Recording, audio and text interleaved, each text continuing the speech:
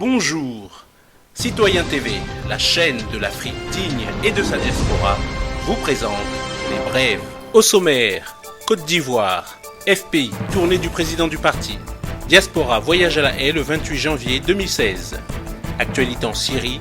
Et pour finir, actualité en Ukraine. Commençons tout de suite avec la Côte d'Ivoire, FPI, tournée du président du parti. Communiqué du Front populaire ivoirien relatif à la tournée du président du parti. Le Front populaire ivoirien informe les militants, les sympathisants, la diaspora ivoirienne et tous les progressistes que le président délégué du Front populaire ivoirien, Laurent Hakoun, effectue une tournée qui a commencé ce jour aux États-Unis. Le président Hakoun sera en France au mois de janvier. La direction du parti et ses représentations en Europe informeront ultérieurement le public sur les rencontres prévues pour que le président puisse échanger avec la base du parti et avec tous les progressistes dans le sens de la décrispation de la vie socio-politique en Côte d'Ivoire. Le secrétariat national chargé de la communication et du marketing politique se tient à l'écoute et reste disponible pour enregistrer les initiatives, suggestions et toute autre contribution qui pourrait rendre productive la tournée du président du parti. Fait à Paris le 22 décembre 2015 pour le Front populaire ivoirien et par délégation Claude Koudou, secrétaire national de la communication et du marketing politique. Tout de suite, Diaspora voyage à La Haye le 28 janvier 2016. Résistantes, résistants, chers Ivoiriens, chers amis de la Côte d'Ivoire, panafricains, rappelez-vous que le président Gbagbo, le ministre Blé Goudé sont toujours détenus à La Haye. Le procès tant attendu, le procès de tous les espoirs va s'ouvrir ce 28 janvier 2016. Vous êtes tous conviés à venir soutenir massivement nos deux champions. Soyez convaincus qu'à la fin de ce procès, nous retournerons au pays avec le président Gbagbo et le ministre Blé Goudé. Je vous remercie, on vous attend à La Haye.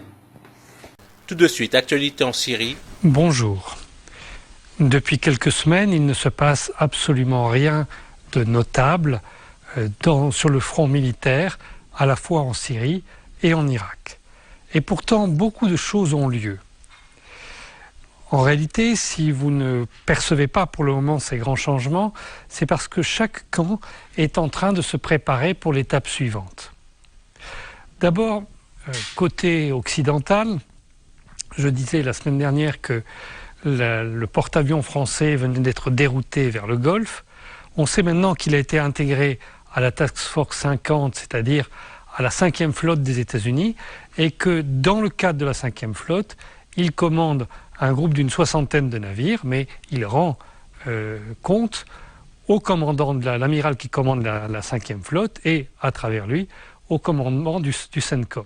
Donc en fait, de ce côté-là, les États-Unis laissent la France prendre des initiatives, mais à tout moment, ils peuvent y mettre fin. Du côté des djihadistes, en fait, c'est-à-dire du côté des États qui soutiennent les djihadistes, il y a plusieurs options en ce moment.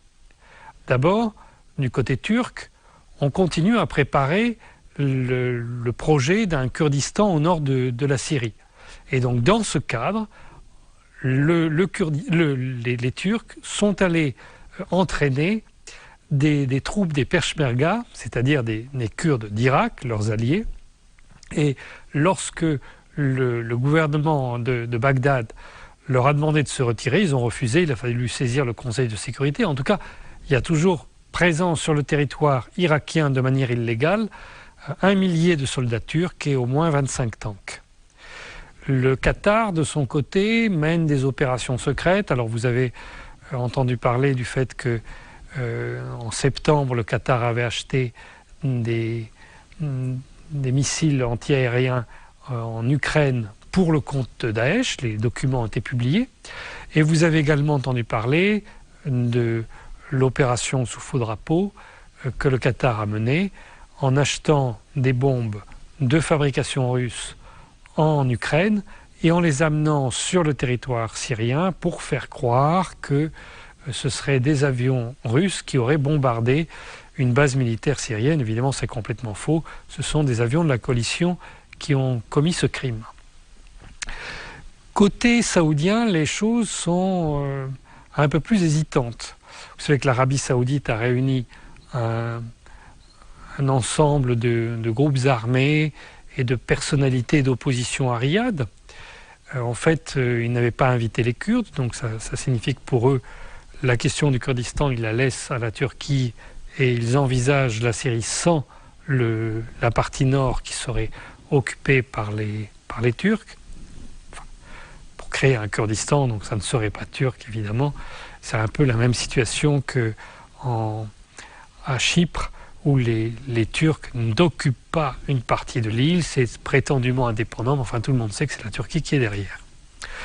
Et l'Arabie saoudite vient de créer une nouvelle coalition antiterroriste.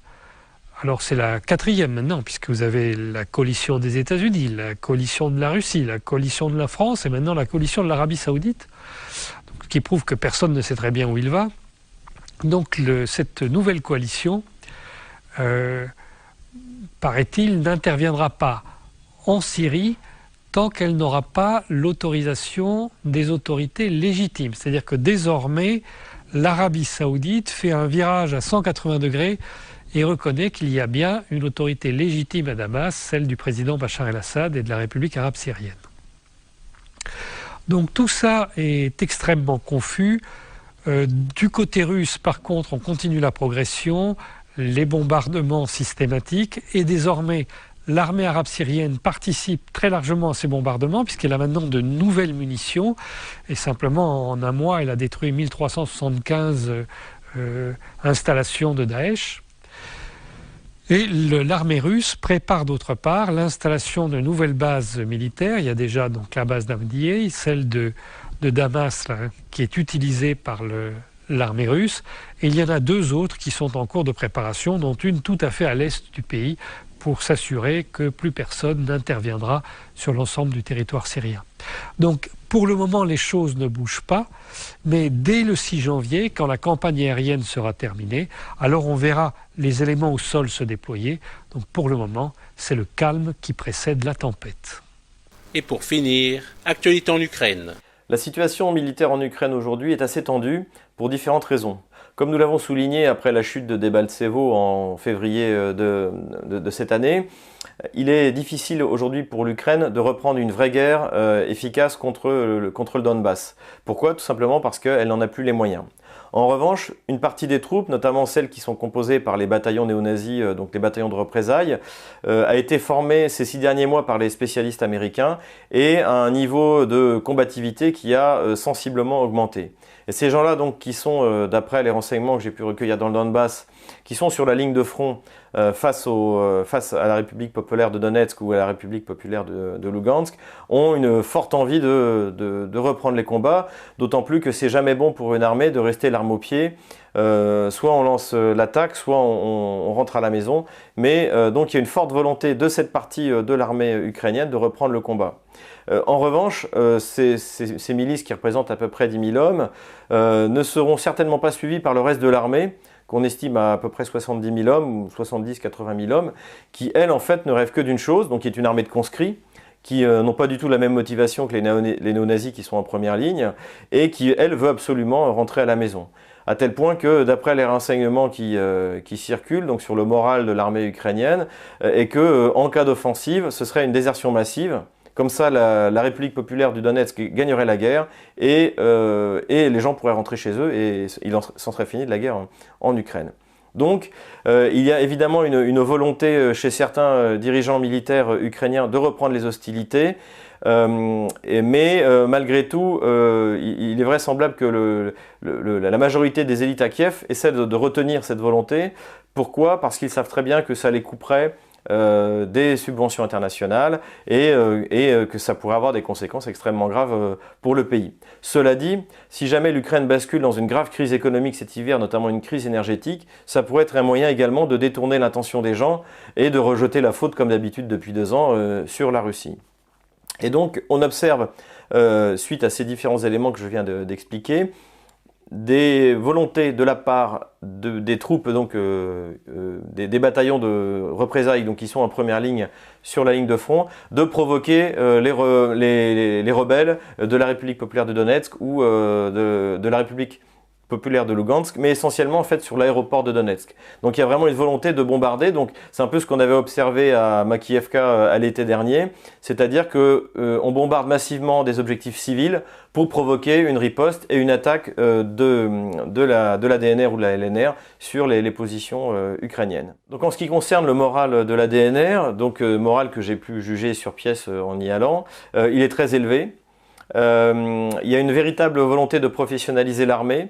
Il y a tout un système qui s'est mis en place pour justement donner une capacité militaire professionnelle à cette armée qui était essentiellement composée de volontaires. Et j'ajouterais donc de l'expérience que j'ai eue là-bas, ce qui provoque le sourire chez ces volontaires, c'est deux choses. C'est l'OSCE. Donc personne n'a confiance dans la DNR en l'OSCE, puisque l'OSCE se contente de compter les bombes qui tombent par exemple sur Gorlovka ou sur l'aéroport, sans jamais oser dire d'où elles viennent exactement.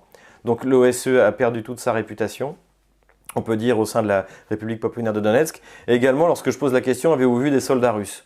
Et la réponse en fait c'est on aurait bien aimé. Et c'est le sujet de moquerie. Ce qui a été confirmé, c'est qu'il y a eu un afflux de volontaires russes au moment des grandes opérations militaires, c'est-à-dire la bataille des frontières à l'été 2014, le saillant de Debaltsevo en septembre 2014, et le saillant d'Ilovaisk en septembre 2014, et bien sûr la grande bataille de Debaltsevo qui a été décisive, et puisque notamment lorsque j'ai demandé où en êtes-vous au niveau de l'approvisionnement en munitions, tous m'ont répondu que la prise de Debaltsevo avait été ça avait été Noël après l'heure, c'est-à-dire qu'au niveau des munitions, également des matériels abandonnés, qui ont tous été réparés, m'a-t-on dit, ça a été une bénédiction pour l'armée populaire de Donetsk. Donc le moral est très élevé du côté des rebelles. Il faut ajouter à côté de ça, c'est que beaucoup de zones qui ont été libérées ont montré aux rebelles ce qu'avaient fait les bataillons de représailles, que ce soit à Novoazovsk où j'ai pu me rendre, que ce soit à Inakievo, donc qui était juste à la frontière avec justement ce saillant de Debaltsevo qui était capturé par les rebelles en février dernier. Et on comprend mieux, un peu comme je l'analysais à l'époque, que Poroshenko ait été obligé de se rendre à Minsk et à signer des choses qui aujourd'hui dérangent énormément le gouvernement ukrainien et qu'il ne respecte pas d'ailleurs, parce que en fait le but évident était d'essayer de sauver ce qui était sauvable de Debaltsevo, ce qui malheureusement n'a pas été réussi, malheureusement pour l'armée ukrainienne, n'a pas été réussi pour Petro Poroshenko. De toute manière, pour remettre en perspective la situation militaire, il faut aussi reconsidérer de nouveau la situation économique comme nous l'avons déjà fait, c'est-à-dire que si jamais il n'y a pas de victoire militaire de Kiev, c'est la banqueroute de l'État ukrainien qui réglera le problème définitivement. À partir du moment où Kiev fera faillite, avec ou sans payer la dette russe, on n'en est plus là. En fait, dans la mesure où Kiev ne pourra plus payer ni son armée, ni sa police, ni les services publics, toutes ces fonctions régaliennes, finalement, finiront au sein des régions ukrainiennes, des grandes villes ukrainiennes, et c'est déjà le cas dans plein de domaines, non seulement à l'est, mais à l'ouest, et en fait, ce sera la fin de l'Ukraine en tant qu'État centralisé, et on arrivera vers ce que j'ai déjà dit à plusieurs reprises, une fédéralisation de facto, où finalement ce seront les régions de l'Est de l'Ukraine, elles les plus riches et les plus industrialisées, puisque elles, en fait, n'auront plus à reverser l'impôt à Kiev qui le reversait à l'ouest de l'Ukraine.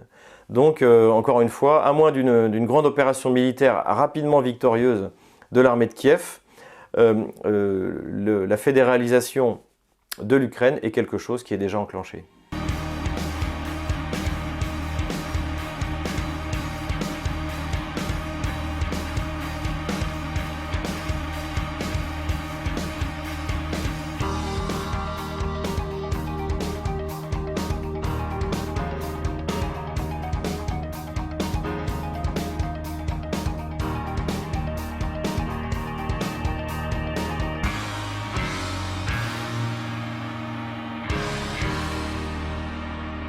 Citoyen TV, la chaîne de l'Afrique digne et de sa diaspora, vous a présenté Les Brèves.